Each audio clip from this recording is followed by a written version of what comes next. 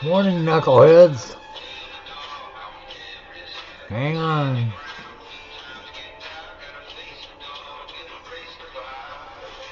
There we go.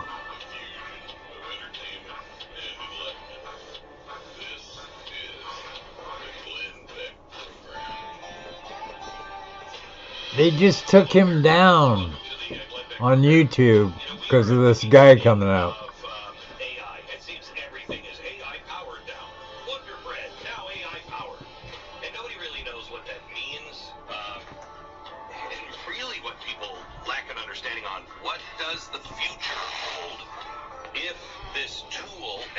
The master. That's called artificial general intelligence and then artificial superintelligence. Artificial superintelligence is the master. This is honestly, it's like building, it's like seeing, what is it? Well, he's having a commercial.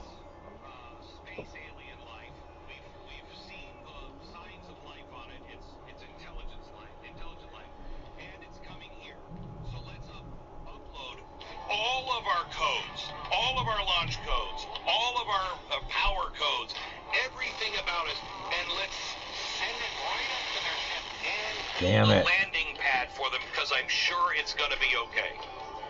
Now, it might be, it might not be.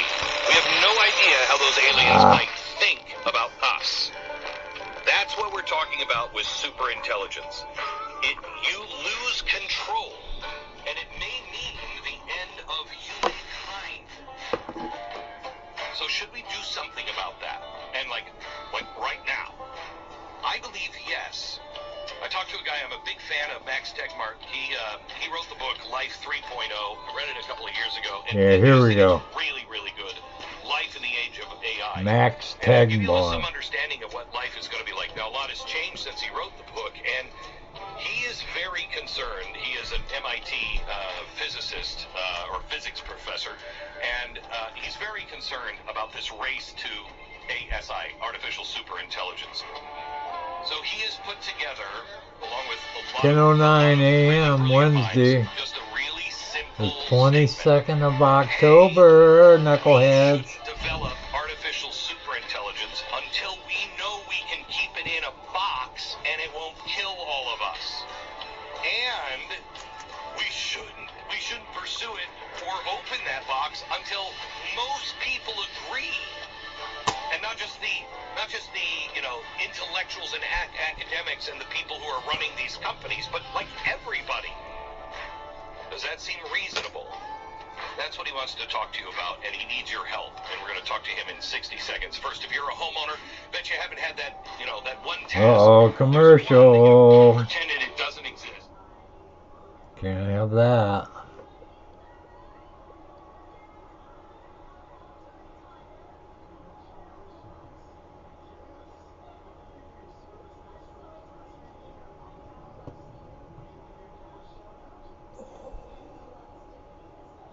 Watching that Russian submarine movie with Harrison Ford and Liam Neeson. Forget the name of it.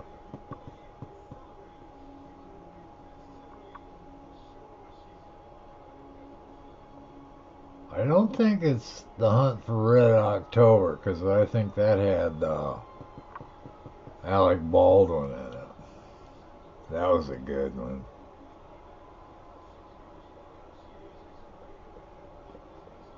Uh-oh.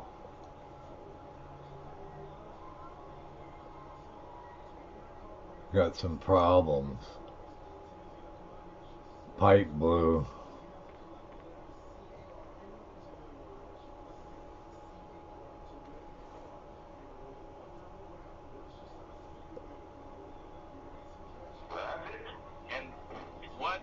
Oh, here he is. Because I've seen who you have signing. I mean, here's the first 5 signatories.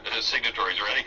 Steve Wozniak, Sir Richard Branson, Steve Bannon, Glenn Beck, Susan Rice, Prince Harry, Yuval Harari, which is mind-boggling to me, you have all of these leaders from all walks of life. You have faith leaders, and it runs the spectrum.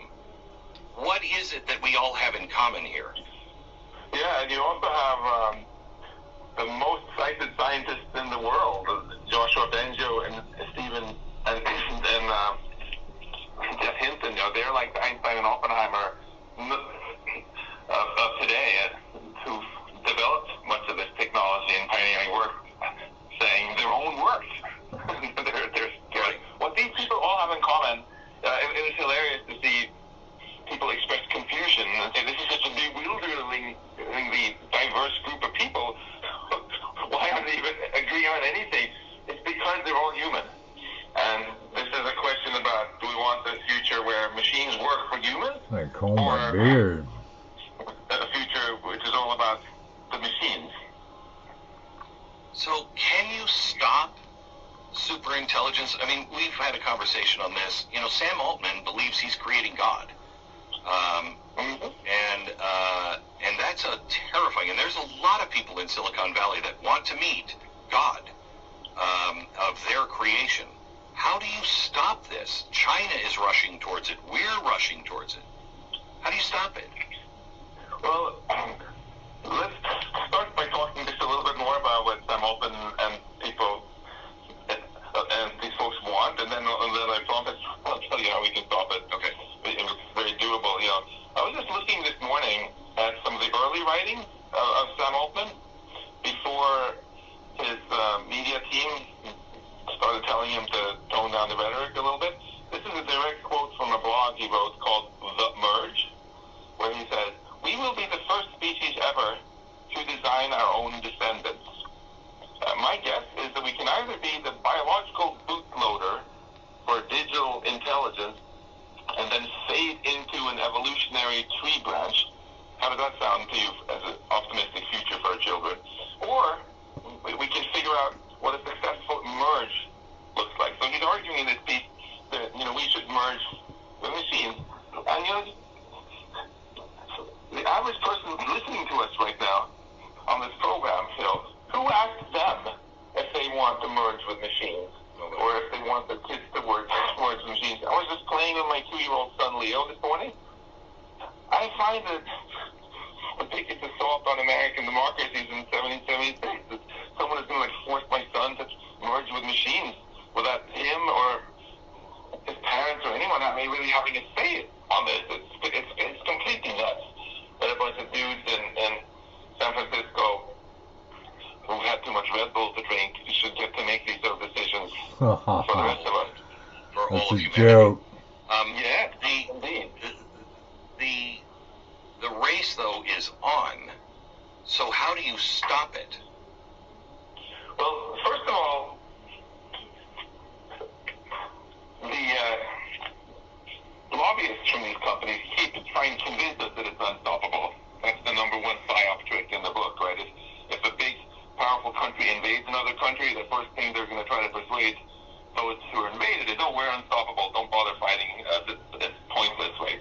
So we have to be a bit suspicious when the same people saying it's unstoppable are actually many of you working for the companies. What the hell? Just look at the logic, the argument is you can never stop. That was a weird shot of a submarine. Can give a lot of money and power. And that's just historically false. I could make so much money on human cloning. I could clone you, Graham, and a bunch of other talented people, and mess with your DNA and tweak you and sell your services. We didn't do that as a society. There was a big discussion about this in the 70s, and the consensus around the world was we could lose control of our species if we start messing with ourselves in that way, and it became so stigmatized. It just didn't happen. And there is a guy. Was there a guy who did it? Wasn't there somebody in China or? Yes, actually. So this is a great thing that you bring up. People often say, well, if we don't do it, China's going to do it. Well, there was a dude in China who did it, and guess what the Chinese government did with him? They sent him to jail. Because they thought human cloning was a really bad idea. And, the Chinese government, the Chinese Communist Party, they really like control. So the idea that they're going to let some oddball in China do something that could lose control over the human species doesn't land well there, right? So this is where the optimism comes to your first question. How can we stop this? There is a race, of course, for dominance between the U.S. and China. First they came for the comedians. Going on here. There is a dominance race, economic dominance, military dominance, technological, cultural dominance. And the way to win that race is by building tools that are controllable.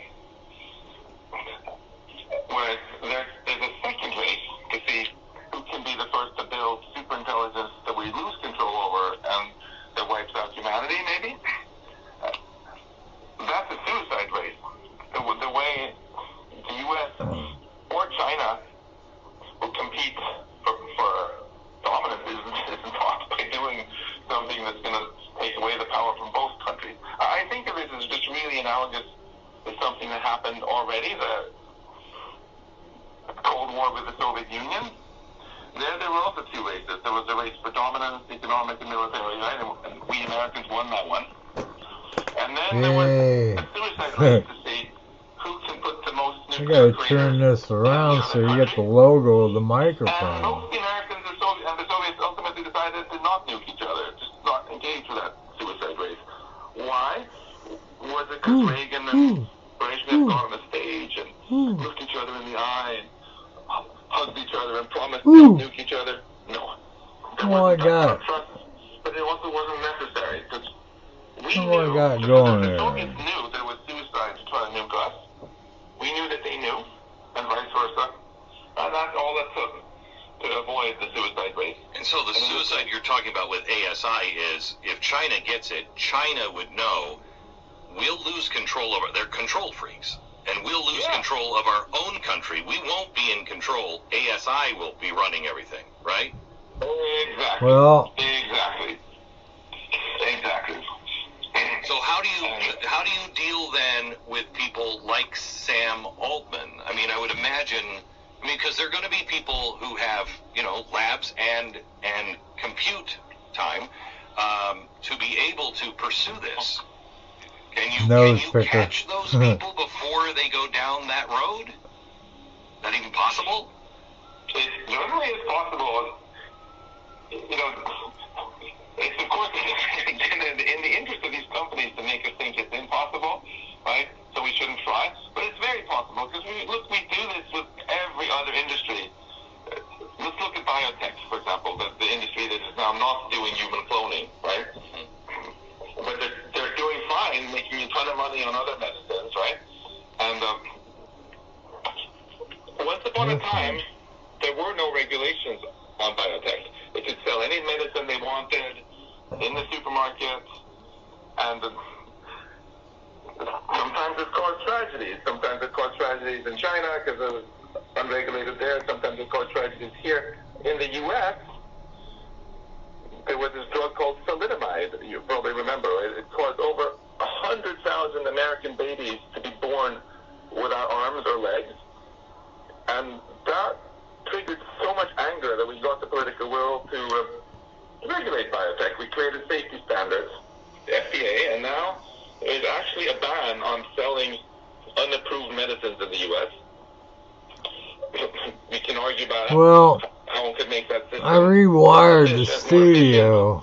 Eliminate corruption and stuff like that, but I don't know this morning.